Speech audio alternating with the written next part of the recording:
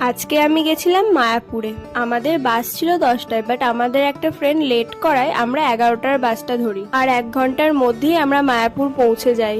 যেহেতু আমরা সবাই অনেক সকালে বেরিয়েছিলাম, তাই আমাদের সবারই একটু খিদে পেয়ে গেছিল। তাই আমরা ডিসাইড করি আগে আমরা খেয়ে নেব, তারপরে আমরা ঘুরবো। তো লাঞ্চ করার জন্য আমরা গিয়েছিলাম গোবিন্দাস রেস্টুরেন্ট। তো আমরা অর্ডার করেছিলাম পনির মশালা, দম আলু, বাটার নান আর ভেজ পোলাও। তারপর আমরা বেরিয়েছিলাম জায়গাটাকে এক্সপ্লোর করতে।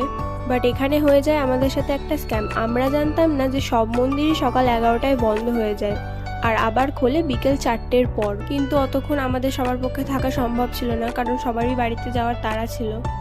তাই অগত্যা আমরা বাইরেটাই ঘুরে বেড়াই।